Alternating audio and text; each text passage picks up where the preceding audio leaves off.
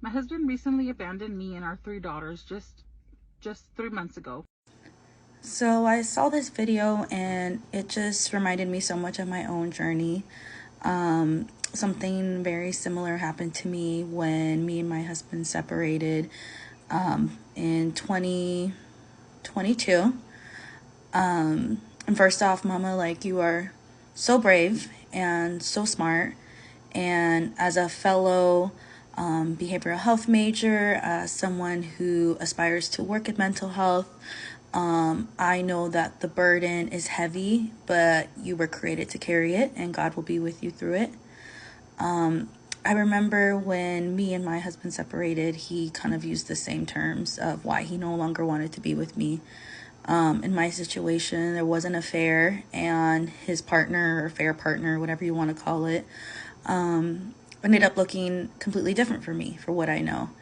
And I remember the year after we separated officially, and I say the term husband because we're still legally married, I did a lot of things to overcompensate and to prove him wrong and to prove myself right, that I was worthy despite the way I looked, and that I would compare myself to that person, and I never actually knew who the person was that he had the affair with. I never knew their name, what they look like, and something that he used to tell me is that he was no longer attracted to me. So after 8 years of a relationship, that I was no longer his type. And throughout that year, I used a series of things to help me kind of overcome those negative feelings. And some of them were negative, some of them were positive. And I did lose weight. I did work on my appearance. But the ultimate thing I had to realize is that what I struggled with was self-love.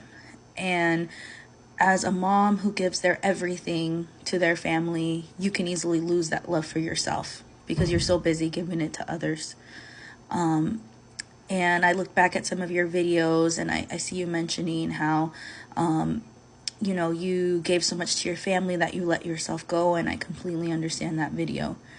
And what I would encourage you is just to start with the small things. Do things that make you happy. If that is painting your nails, investing in some good products to take care of your skin. Go to yoga, go to the gym. You don't need to do a complete 360. I know there's this whole notion of the revenge body and, doing things to get back at your ex. And that's something I don't believe in.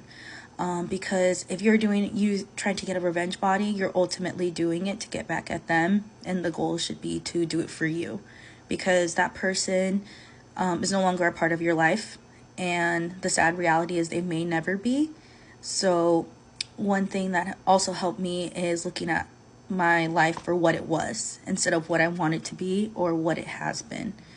And I still go through the grief. It's only been a little over a year that we've been separated. I'm going through the divorce process. It's not easy. And, God can definitely restore your marriage, change his heart. I would hope that that would be the case since you have 3 children together. But at the end of the day, I hope you realize that you're loved and you're worthy. And despite what you may look like or what you may feel like, you're worthy of being respected. And I'm excited for you on this journey you'll take, because the fact that you're already realizing these things about yourself, and the importance you play in helping those around you as a social worker already shows that you're on the right path.